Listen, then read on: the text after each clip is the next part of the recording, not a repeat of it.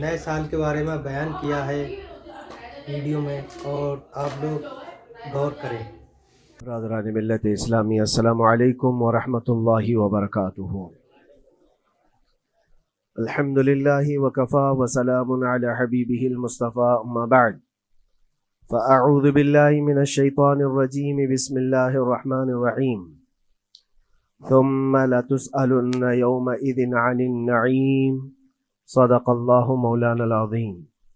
بارگاہ رسالت معاذ صلی اللہ تعالی علیہ وسلم میں درود پاک کا ہدیہ پیش کریں۔ اللہم صلی علی سیدنا و مولانا محمد معدن الجود والکرم وآلہ واصحابہ الکرام وابنہ الکریم وبارک وسلم صلاة دائمة سرمدا ابدا۔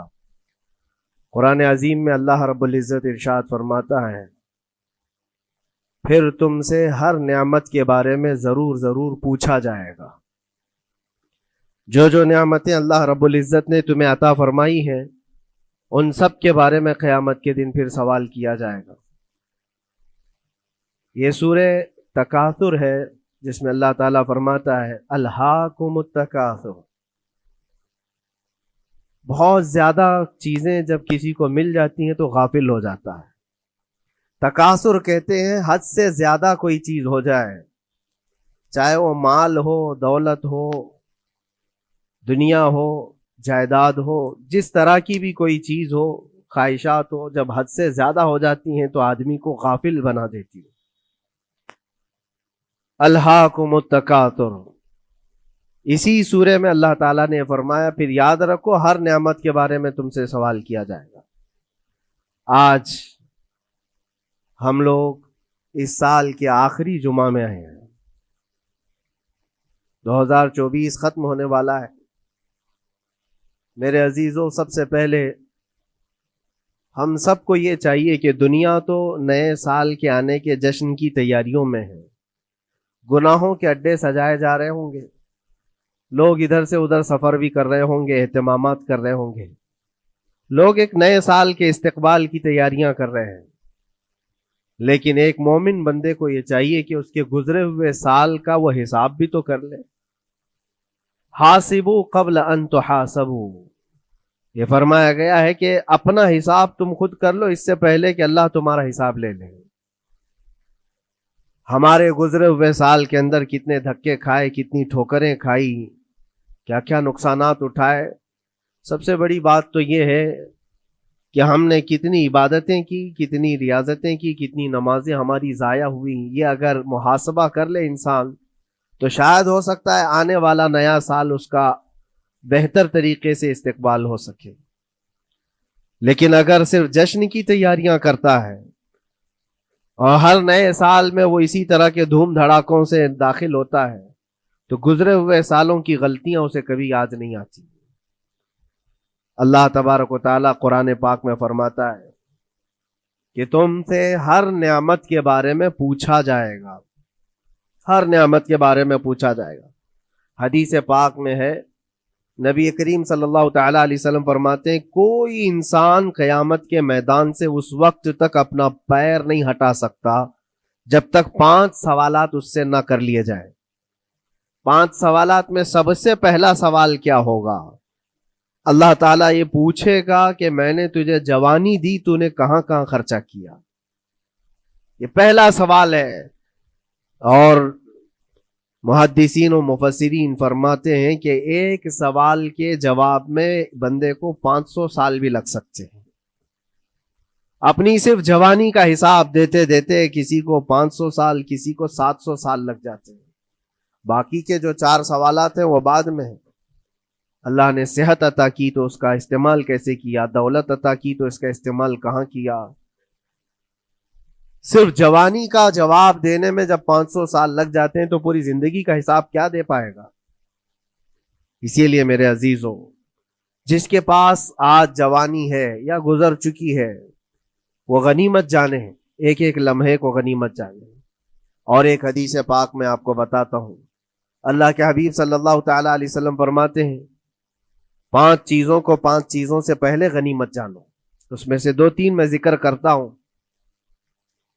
حضور پاک صلی اللہ تعالی علیہ وسلم فرماتے ہیں اپنی صحت کو غنیمت جانو بیمار ہونے سے پہلے. آج صحت مند ہو تو اس کی قدر کرو بیمار ہونے سے پہلے. ہاتھ نہیں ٹوٹا ہے ابھی, پاؤں نہیں ٹوٹا ہے, سر سلامت ہے, سوچنے کی طاقت ہے, زبان سلامت ہے. اپنی صحت کو غنیمت جانو اور ہر دن اللہ کا شکر ادا کرو کہ مولا میری طاقت اور میری حیثیت سے زیادہ تو نے مجھے عطا کیا ہے. اور اگر اپنی صحت کا خیال نہیں ہے, قدر نہیں ہے, تو جاؤ کبھی کسی کینسر ہاسپٹل میں جا کر کے دیکھو. کئی ایسے لوگ ہیں جو موت اور حیات کے بیچ لڑ رہے ہیں. کچھ تو ایسے ہیں جو روز موت کی تمنا کرتے ہیں لیکن موت بھی نہیں. مجھے یاد ہے آج تقریباً 8-9 سال ہو گئے ہوں گے, ایک کینسر ہاسپٹل میں ایک ادھیڑ عمر کے شخص سے ملاقات. میں تیمارداری کے لیے یا عیادت کے لیے جایا کرتا تھا. اس شخص نے بستر پر لیٹے لیٹے کہا اس کے گردن میں ایک ایسی عجیب قسم کی کینسر کی پھنسی تھی جس سے ہمیشہ خون اور پیپ رستا رہتا ہے. کافی دنوں سے ہاسپٹلائزڈ ہے, لیکن ایک اس کی جو گڑ گڑاہٹ دیکھا اور ریکویسٹ میں نے سنا, کہا کہ حضرت صرف اتنی دعا کر دے کہ میرا سر اٹھے اور میں سجدہ کر سکوں. اس لیے کہ جوانی میں نے سجدے نہیں کی, اللہ کے عبادت نہیں کی, اور آج شدت سے خواہش ہوتی ہے کہ میں عبادت کروں یا سجدہ کروں, لیکن سر اٹھاتا ہوں تو یہاں سے پیپ اور خون شروع ہو جاتا ہے. اب وہ طاقت نہیں ہے. اس دن میرے دل پہ یہ بات لگی, کیا سچ فرمایا میرے آقا صلی اللہ علیہ وسلم نے, اپنی صحت کو غنیمت جانو بیمار ہونے سے پہلے. کہیں ایسا وقت نہ آئے کہ تم سجدہ کرنا چاہو لیکن تمہارا سر اٹھانے کے قابل بھی نہ رہے, تمہارے پاس وہ طبیعت بھی نہ رہے. ایک یہ تو پہلی چیز ہے. دوسری چیز, نبی مکرم صلی اللہ علیہ وسلم ارشاد فرماتے ہیں کہ تم اپنی جوانی کو غنیمت جانو بڑھاپا آنے سے پہلے. جوانی کو غنیمت جانو بڑھاپا آنے سے پہلے. آپ کو پتا نہیں ہے بڑھاپا کیا ہوتا ہے؟ بڑھاپے میں صرف خواہشیں رہ جاتی ہیں, کرنے کی تمنا رہ جاتی ہے لیکن طاقت نہیں رہتی. بڑھاپے کے اندر اعضاء ڈھیلے ہو جاتے ہیں, نہ وہ صحیح ڈھنگ سے پوری عبادت کرنے کے قابل رہ جاتا ہے, بلکہ وہ سوچتا رہ جاتا ہے کہ کاش میں اپنی جوانی میں اتنی نمازیں پڑھ لیا ہوتا, اتنی تسبیح پڑھ لیا ہوتا, لیکن کر نہیں پاتا. اسی لیے اللہ کے نبی صلی اللہ علیہ وسلم نے فرمایا بڑھاپا آنے سے پہلے اپنی جوانی کی قدر کر لو. اور اتنی تیزی سے یہ جوانی جاتی ہے پتہ بھی نہیں چلتا, بہت تیزی سے گزر جاتی ہے. جوانی ایسا شباب ہے کہ یہ بجلی کی طرح بھاگتی چلی جاتی ہے, کیونکہ جوان ہوتے ہی آدمی کے اوپر ایسی ذمہ داریاں آئیں. اس کو شادی کا خیال آیا, شادی کیا, بچوں کا خیال آیا, بچے ہوئے, پالنے کی بات, گھر بنانے کی فکر, بزنس کی فکر, جاب کی فکر. ان تمام چیزوں میں اتنا گھرا رہا کہ جوانی نکل گئی, بال سفید ہو گئے, پتہ ہی نہیں چلا, بڑھاپا آ گیا. اور اس کے بعد بڑھاپے میں اس کو احتساب کرنے کا موقع ملے تو سوچتا ہے کہ میرے پاس جوانی کے اتنے سال تھے, کاش میں عبادت کیا ہوتا یا کچھ کر لیا ہوتا. لیکن ایک بات یاد رکھو, گیا وقت پھر ہاتھ آتا نہیں, سدا دور دورہ دکھاتا نہیں. سب سے قیمتی چیز دنیا کی یہ وقت ہے جو گزر جاتا ہے. آج کا جمعہ پھر ہم صدیوں بعد بھی یا جتنی بھی زندگی ہو یہ دوبارہ نہیں لے سکتے, یہ واپس نہیں آئے گا ہماری زندگی میں.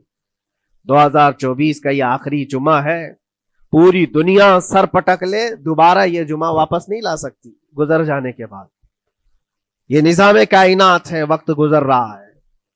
الوقت کالسیف, یہ وقت تلوار کی طرح ہے, اس کو تم کاٹ دو ورنہ یہ تمہیں کاٹے گا. تیسری چیز رسول پاک صلی اللہ تعالی علیہ وسلم ارشاد فرماتے ہیں, 2 چیزیں میں نے بتایا. پہلی یہ کہ صحت کو اپنی قدر کرو, غنیمت جانو بیمار ہونے سے پہلے. دوسری چیز ہے اپنی جوانی کی قدر کرو بڑھاپا آنے سے پہلے. اور تیسری سب سے امپورٹنٹ ہے, اللہ کے نبی نے فرمایا زندگی کو غنیمت جانو موت آنے سے پہلے. پہلے والی 2 چیزوں میں تو تمہارے پاس موقع تو ہے. صحت چلی گئی, بیمار ہے, لیکن بیماری میں بھی توبہ کر رہا ہے, اللہ اللہ کر رہا ہے, چلو ٹھیک ہے. جوانی چلی گئی لیکن بڑھاپا ہے, بڑھاپا میں تو اللہ اللہ کر رہا ہے, عبادت کر رہا ہے, یہ دونوں میں تو موقع ہے. لیکن زندگی ختم ہو گئی, موت آ گئی, تب پھر کیا ہے؟ موت کے بعد پھر کوئی عمل نہیں, موت کے بعد کوئی عمل نہیں. حضرت سفیان ثوری رضی اللہ تعالیٰ عنہ کی وہ بات مجھے یاد آتی ہے. ایک جنازہ جا رہا تھا اور اس جنازے کے پیچھے ایک 8 سال کی بچی روتی ہوئی جا رہی تھی. اس کے باپ کا جنازہ تھا, بہت رو رہی تھی, بہت گڑ گڑا رہی تھی.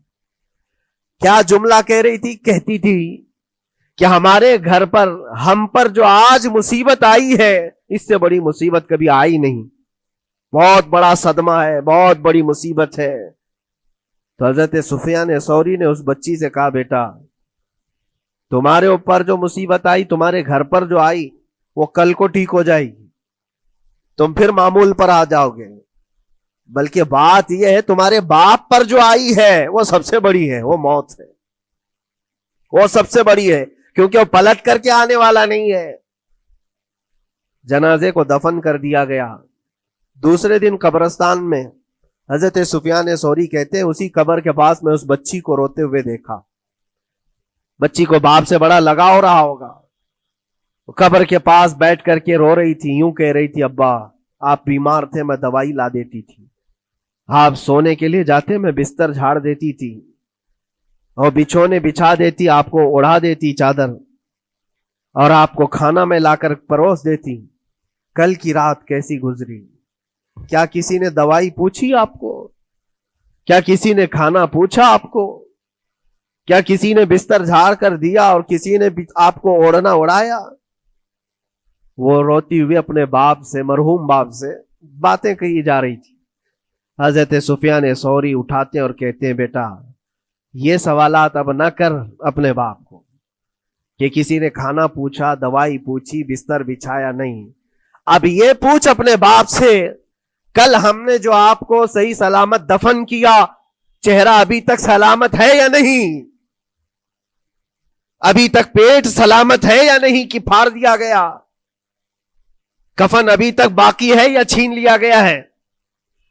یہ پوچھ اپنے باپ سے کہ کل ہم نے جب دفنایا تھا تو خوشبوؤں میں دفنایا تھا. پوچھ اپنے باپ سے کہیں کیڑے تو نہیں چڑھ گئے آج, کیونکہ یہ ہونے والا ہے اب قبر کی زندگی میں. عزیزان گرامی وقار, اسی لیے حضرت مولا علی کرم اللہ وجہہ الکریم جب قبرستان جاتے سلام کرتے قبر والوں کو, اور اس کے بعد ایک ایک گھنٹہ کھڑے ہو کر روتے تھے. حضرت سعید ابن مسیب کہتے ہیں, میں مولا علی کرم اللہ وجہہ الکریم سے پوچھا, آپ قبر والوں کے پاس کھڑے ہو کر کیوں رو رہے ہیں؟ حضرت علی فرماتے, میں نے ان سے پوچھا کیا حال ہے تمہارا اے قبر والوں؟ انہوں نے جو جواب دیا, سعید اگر تم بھی سنتے تو روتے. کہا کیا جواب دیتے ہیں قبروں والے؟ مولا علی کرم اللہ وجہہ الکریم فرماتے ہیں, وہ مجھے جواب دے رہے ہیں کہ علی, ہمارے گھر والوں نے تو ہمیں صحیح سلامت دفنایا تھا, ہمارے چہروں پر مسلسل آج دن اور رات بچھو چھوڑ دیے گئے, ہمارے چہروں پر آج اور ہماری ناک پر بچھو ڈنک مارتے ہیں, ہمارے بالوں میں جس کو ہم آئینے کے سامنے کھڑے ہو کر گھنٹوں سجایا کرتے تھے پیپ بھر دیے گئے ہیں, اور ہمارے چہرے کی چمڑیاں جھلس گئی. یہ سارے جوابات میرے عزیزوں قبروں والوں کے ہیں. اس منزل تک ہر ایک کو پہنچنا ہے, اسی لیے سال گزرنے سے پہلے اپنی زندگی کا احتساب کرو. اللہ رب العزت نے ابھی بھی ہمیں موقع عطا کیا ہے, ابھی تمہاری زندگی ختم نہیں ہوئی, سانس لے رہے ہو, توبہ کر لو, دعائیں کرو کہ مولا کریم ہمارے لیے نیا سال خیر و برکت والا بنا, گناہوں سے بچنے والا بنا. کچھ لوگوں کی حالت یہ ہے کہ گناہوں پہ گناہ جب ہو جاتے ہیں تو نا امیدی کے شکار ہوتے ہیں. اب کیا ہونے والا ہے, میں تو بہت پاپی ہوں, بہت خطا کار ہوں, مجھ سے تو بڑے بڑے گناہ ہو گئے ہیں, اب میں کیا کر سکتا ہوں. نا امیدی کفر ہے میرے عزیز. آپ کو بتاؤں, رسول پاک صلی اللہ تعالی علیہ وسلم ایک مرتبہ صحابہ سے فرماتے ہیں, تمہیں پتا ہے اللہ رب العزت کا کرم اور اس کا رحم کیسا ہے؟ مسکرانے لگے. صحابہ نے پوچھا آپ کیوں مسکرا رہے ہیں؟ کہا اللہ تبارک و تعالی فرماتا ہے کہ صحرا میں چلنے والا ایک آدمی, غور سے سنیے گا, صحرا ڈیزرٹ, صرف ریت کا میدان, کہیں کوئی جھاڑ نہیں, کوئی عمارت نہیں, کوئی چھاؤں لینے کی جگہ نہیں, کوئی ایک بندہ اپنی اونٹنی پر ساز و سامان رکھ کر کے چل رہا تھا. صحرا کا سب سے بڑا پرابلم یہ ہوتا ہے کہ راستہ معلوم نہیں ہوتا. ہر طرف تو سیدھا ہی راستہ دکھتا ہے, ڈائریکشن پتہ ہی نہیں ہوتا. چاروں طرف سے آسمان ملا ہوا دکھتا ہے, جیسے سمندر ہے ویسے صحرا ہے. کبھی اگر آپ نے سفر کیا ہو, ہم نے مصر میں دیکھا ہے 200-250 کلومیٹر تک گاڑی چلتی ہے, ایک درخت بھی نہیں آتا, ایک عمارت بھی نہیں آتی صحرا میں. راستے بھول جاتے ہیں لوگ. پہلے کے دور میں تو کوئی نیویگیشن بھی نہیں تھا. تو کوئی بندہ ایسے جو اونٹنی پر ساز و سامان رکھ کر کے سفر کر رہا ہے اور ایک جگہ تھک کر کے سو گیا صحرا میں. سنی ہے یہ مثال فرما رہے میرے آقا صلی اللہ علیہ وسلم. تھک کر کے سو گیا اور جیسے اس کی نیند کھلی تو دیکھا اونٹنی ساز و سامان کے ساتھ غائب ہے, کچھ بھی نہیں ہے اس کے پاس. کھانے پینے کی جو چیزیں تھی, ساز و سامان تھا, سب اونٹنی کے ساتھ غائب ہو گیا. اب وہ بیچ صحرا میں اتنا حیران اور پریشان, اٹھ کر کے تلاشنے لگا. اب اس کو نہ راستہ دکھائی دے نہ اپنی اونٹنی دکھائی دے. شدت پیاس کی وجہ سے اب وہ جگہ جگہ پانی تلاش کر رہا ہے, پانی بھی نہیں ملتا صحرا میں. موج سراب جس کو کہتے ہیں نا, موج سراب کیا ہے؟ ریت چمکتی ہے سورج کی دھوپ سے اور انسان کو ایسا لگتا ہے ادھر پانی ہے, اور وہاں تک پہنچتا ہے تو پانی نہیں ہوتا, ریت ہوتی ہے. وہ اسی پانی کو تلاش کرتے کرتے صحرا میں مر جاتا ہے. صحرا میں بہت لوگوں کی موتیں ہوتی ہیں, پہلے بہت لوگ مر جاتے تھے جو راستہ بھٹکتے تھے. اب حدیث پاک میں فرمایا گیا وہ بندہ جس کی اونٹنی غائب ہو گئی, ساز و سامان بھی نہیں, ڈھونڈتا رہا پورا دن پوری رات, تھک ہار کر کے آزا جواب دے گئے. اب نہ پانی ملتا ہے, نہ کھانا ملتا ہے, نہ اپنی سواری ملتی ہے. ایک جگہ آ کر بیٹھ گیا, اپنی آخری سانسیں گن رہا تھا, کیونکہ اب آزا جواب دے گئے تھے. سخت شدت کی دھوپ, صحرا کی تپتی ہوئی زمین اور بھوک و پیاس کی تکلیف الگ. جیسی ہی وہ لیٹا اس کی آنکھ لگ گئی, اس کو لگا اب یہ میری آخری سانسیں ہیں, اب مرنے کا وقت قریب آ گیا ہے. پھر اس کی آنکھ کھلتی ہے. آنکھ کھلتی ہے تو دیکھتا ہے اس کی اونٹنی ساز و سامان کے ساتھ پاس میں کھڑی ہے, کھانا بھی بھرا ہوا ہے, پانی بھی بھرا ہوا ہے, سب کچھ ہے. اب نبی پاک صلی اللہ تعالی علیہ وسلم صحابہ سے پوچھتے ہیں, عرب والے بہت اچھی طرح جانتے تھے صحرا کا سفر کیا ہوتا ہے. پوچھتے ہیں اے میرے صحابہ بتاؤ اس بندے کو اپنی گمشدہ اونٹنی ملنے کا کتنا اچھا لگ رہا ہوگا, کتنی اس کو خوشی ہوئی ہوگی. صحابہ کہتے ہیں یا رسول اللہ صلی اللہ علیہ وسلم اس کی تو جان میں جان آ گئی, صحرا میں اپنی گمشدہ اونٹنی مل جائے, کھویا ہوا سامان, اپنی گمشدہ سواری اور پانی مل جائے, یہ تو حیات نو کی ایک بہت بڑی خوشخبری ہے اس کے لیے.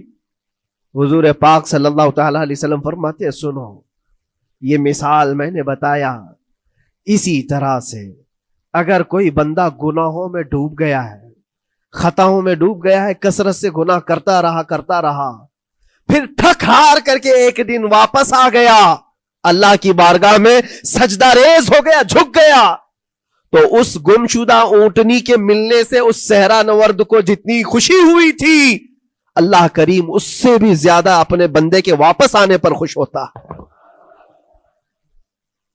اپنے بندے کے واپس آنے پر خوش ہوتا ہے رب تبارک و تعالی کہ میرا کھویا ہوا بندہ میرے دربار میں واپس آ گیا ہے. آج ہمارے پاس وقت ہے واپس پلٹنے کا. میرے عزیزو نا امید نہ ہو, ہمیں ہمارے جانے سے پہلے حساب کرنے کے لیے مولا نے وقت دیا ہے. پتا ہے آپ کو, یہ بھی میرے آقا صلی اللہ تعالی علیہ وسلم کی رحمت کاملہ ہے. رب تبارک و تعالیٰ سے آپ نے یہ دعا کر کر کر کے اپنی امت کے لیے اتنا وقت دلایا ہے کہ اللہ تبارک و تعالیٰ سے حضور صلی اللہ علیہ وسلم نے یوں عرض کیا کہ مولا میری امت کو توبہ کی مہلت دے, توفیق دے, مہلت دے. کہا کہ مرنے سے 1 سال پہلے تک؟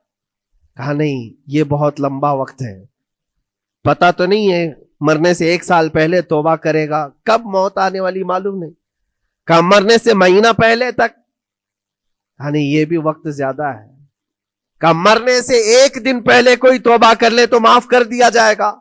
نبی پاک صلی اللہ علیہ وسلم نے اللہ کی بارگاہ میں گڑ گڑاتے ہوئے کہا مولا 1 دن بھی بہت ہے, اور موقع دے دے میری امت کو, میری امت کو اور موقع مل جائے. رب تبارک و تعالیٰ نے ایک دن پہلے توبہ کرنے والے کو معاف کرنے کا وعدہ فرمایا، لیکن نبی رحمت صلی اللہ علیہ وسلم نے عرض کیا کہ مولا اور بھی کم کر دے۔ رب تعالیٰ فرماتا ہے موت کا جو گرگرا آتا ہے، یعنی جو ہچکی آتی ہے، فرشتے نظر آنے لگتے ہیں، رب تعالیٰ فرماتا ہے اس سے 1 منٹ پہلے بھی توبہ کر لے میں سب معاف کر دوں گا۔ یہ صرف رسول پاک کی اس امت کے لیے، اس امت کا خاصہ ہے۔ مرنے سے 1 منٹ پہلے بھی وہ آ جائے اللہ کی بارگاہ میں، مولا معاف فرما دے گا۔ عزیزان کرام وقار، اسی لیے میں عرض کرتا ہوں کہ وقت تمہارے ہاتھ سے نکلنے سے پہلے تم آ جاؤ اور اسی دربار میں آؤ جہاں بیٹھنے والا صدیق اکبر بنا، جس کے قدموں میں بیٹھ کر فاروق اعظم بنا، جس کی چھاؤں میں چلنے والا عثمان ذو النورین بنا، اور جس کا لعاب پاک پی کر کے حیدر کرار بنا۔ اس دربار میں آ جاؤ، کامیابی ہماری وہیں رکھی ہے۔ اللہ کریم ہمارا یہ گزرا ہوا سال، اس میں جتنے ہماری غلطیاں، کوتاہیاں، کمیاں، بیشیاں، گناہ ہوئے ہیں، مولا اپنے فضل و کرم سے معاف فرما دے، اور آنے والے نئے سال کو ہمارے لیے خیر و برکت والا، ایمان و استقامت والا سال بنا دے۔ اسلام و سنیت کا بول بالا فرما، کفر و شرک کا منہ کالا فرما، گستاخان رسول کو تباہ و برباد فرما، شاتمان رسول پر تو عذاب علیم نازل فرما۔ اے رب کریم، اے احسن الخالقین، مولا ہم سب کو مرنے سے پہلے سچی توبہ کی توفیق نصیب فرما۔ وآخر دعوانا ان الحمدللہ رب العالمین۔ السلام علیکم۔